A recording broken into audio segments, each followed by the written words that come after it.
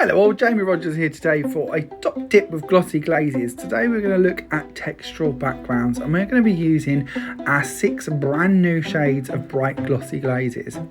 Now this one's a real easy one to do. I'm going to take some mirror card, I'm going to use a palette knife, I'm going to take up some of the Curious blue glossy glaze, I'm going to place it onto the mirror card and using a brayer I'm going to work this back and forth over the top of the card.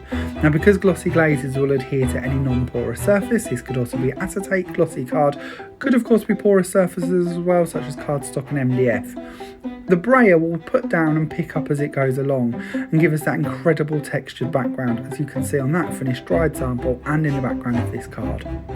Another top tip that we can create with glossy glazes, and I have done a video on this before when we released the first 6 shades, but I stuck to one colour. This is a textural background using a palette knife. But instead of just using one colour, because of the 6 bright new shades are so intensely coloured, we can actually start mixing them and creating our really cool modern arty backgrounds using different shades. So I've already gone ahead and I've hooked out a small amount of the Curious blue, the orange flame and the fuchsia pink, and I've just placed them down onto some silver mirror card. Again, this doesn't have to be mirror card, but I love the way it will dry on the mirror card and the mirror will shine through from underneath, but you could certainly play around doing this on different types of cardstock and different colours.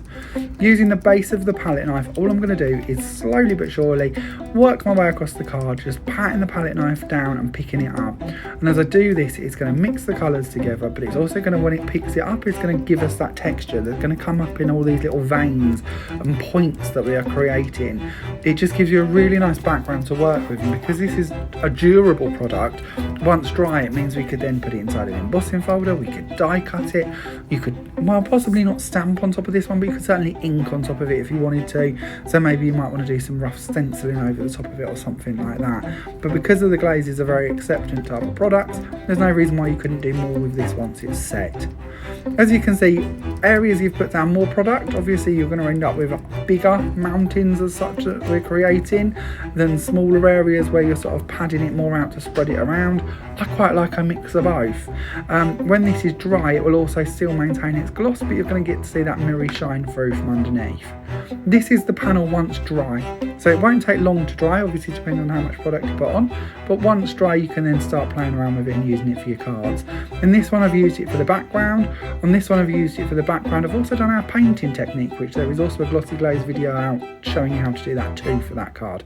All of the products I've shared with you in this video are of course available from all good creative expression stockists worldwide. Thanks for watching, bye for now.